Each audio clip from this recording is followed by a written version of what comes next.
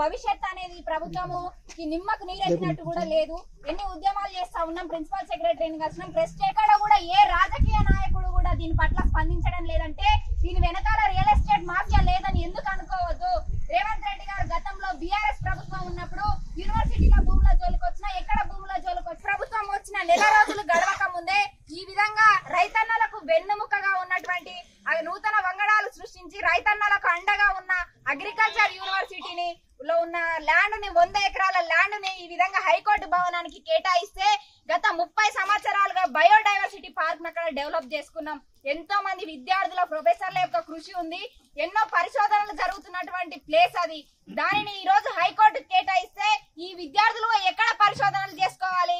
4 గోడల మధ్యలో చేసుకోవడానికి ఇది ఏ విధంగా ఉపయోగపడుతుంది? భూమిలో చేసేటటువంటి పరిశోధనలకు ఆటంకం కల్పిస్తే ఈ ప్రభుత్వం వీరికి ఏ విధంగా అవకాశాన్ని కల్పిస్తుందో సమాధానం చెప్పాల్సిన అవసరం ఉంది.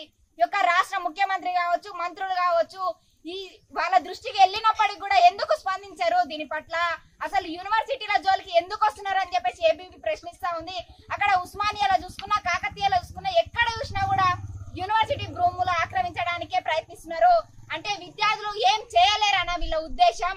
విద్యార్థులు కొట్లాడే తెలంగాణని సాధించుకున్నాం, తెలంగాణ సాధించుకున్న స్వరాష్ట్రంలో కూడా విద్యార్థులకు ఇన్ని అన్యాయాలు జరుగుతుంటే అధికార ప్రభుత్వాలు పట్టించుకోకపోతే ఇంకా ఎవరికి చెప్పుకోవాలి విద్యార్థులు అని చెప్పి ఏబీపీ ప్రశ్నిస్తా ఉంది.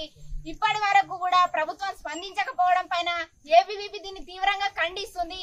ఇకనైనా రాష్ట్ర ప్రభుత్వం స్పందించకుండా ఈ జీవోని వెనుకకు తీసుకోకపోతే పెద్ద ఎత్తున రాష్ట్ర వ్యాప్తంగా ఉద్యమాన్ని ఉధృతం చేస్తాం. సెక్రటేరియట్, ప్రగతి భవన్ ప్రతి ఒక్కటి కూడా ముట్టడించి ఆఖరికి శంకుస్థాపనను కూడా అఖిల భారతీయ విద్యార్థి పరిషత్ అడ్డుకుంటుంది. దీన్ని దృష్టిలో పెట్టుకొని